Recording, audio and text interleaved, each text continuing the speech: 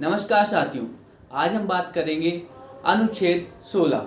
Article 16 क्या कहता है, इसके बारे में हम चर्चा करेंगे। इसमें क्या लिखा गया है, इसके क्या अपवाद हैं, इन सब के बारे में आज हम बात करेंगे। तो देखिए, जो अनुच्छेद 16 आपने पढ़ा होगा, उसमें लिखा है कि लोक नियोजन के विषय में अफसर की समानता।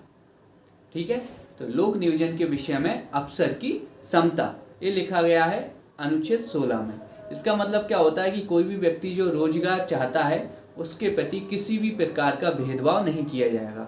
ठीक है, अगर हम इसको अच्छे से पढ़ेंगे, जब हम इसकी परिभाषा पूरी पढ़ेंगे अनुच्छेद 16, तो देखिए उसमें क्या लिखा है कि राज्य के अधीन किसी पद पर नियोजन या नियुक्ति से संबंधित विषय में सभी नागरिकों के लिए अफसर की समता होगी। मतलब कि जो राज्य के अधीन जितने भी जो कार्य हैं, ठीक है, जो नियुक्ति की जाएंगी, उनके संबंध में किसी भी व्यक्ति के प्रति भेदभाव नहीं किया जाएगा। किसी भी नागरिक के साथ भेदभाव नहीं किया जा सकता, या केवल धर्म, वंश, जाति, लिंग, जन्म का स्थान या निवास के स्थान के आधार पर भी राज्य के किसी भी रोजगार एवं कार्यालय के लिए अयोग्य नहीं ठहराया जा सकता। मतलब अगर किसी व्यक्ति के खिलाफ क्या है, धर्म, जाति, लिंग, जन्म स्थान, निवास के स्थान के आधार पर कोई रोजगार या किसी कार्यालय में नियुक्ति के लिए उसे नहीं रोका जा सकता इस आधारों पे।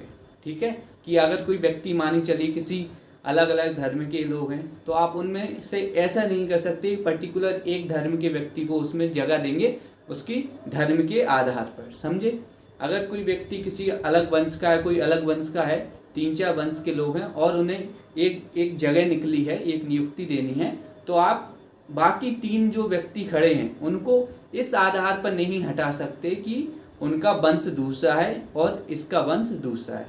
ठीक है, तो मतलब अनुच्छेद 16 कहता है कि नियोजन के विषय में किसी भी प्रकार का भेदभाव नहीं किया जाएगा। लेकिन इसके कुछ अपवाद हैं।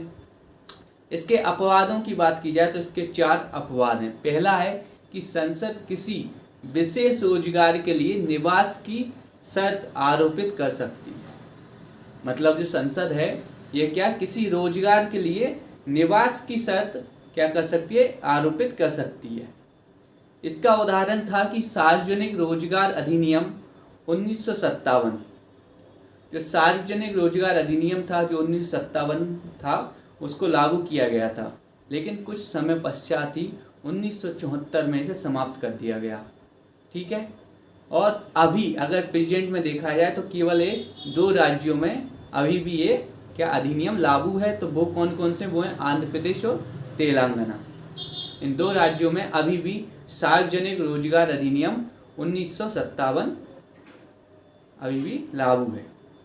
दूसरा अपवाद है कि राज्य नियुक्ति के आरक्षण की व्यवस्था कर सकता है या किसी पद को पिछड़े वर्ग के पक्ष में बना सकता है जिनका कि राज्य में समान प्रतिनिधित्व नहीं है।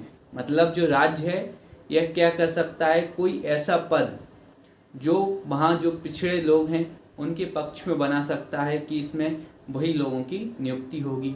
ठीक है, तो ये कब कर सकता है कि उस राज्य में उनका क्या ना हो, समान प्रतिनिधित्व ना हो। मतलब उनकी कहा जाए कि उनकी जो संख्या है या उनका जो आर्थिक स्थिति है वो अच्छी ना हो, तो उस आधार पर सरकार उनको आरक्षण की व्यवस्था कर सकती है।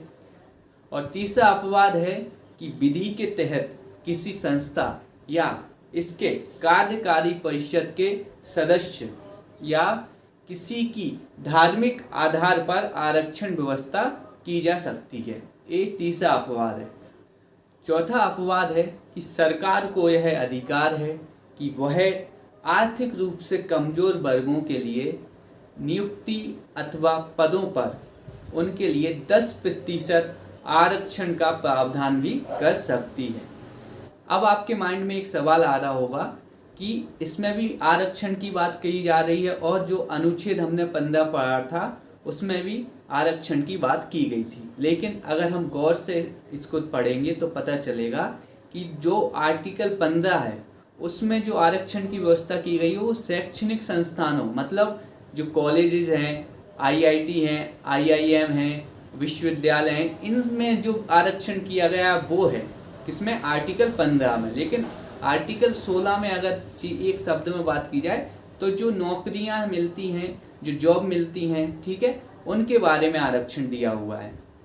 मतलब जो 15 है वो पढ़ाई के क्षेत्र में, एजुकेशन के क्षेत्र में दिया गया है, और जो आर्टिकल 16 है ये दिया गया है जॉब के क्षेत्र में आरक्षण।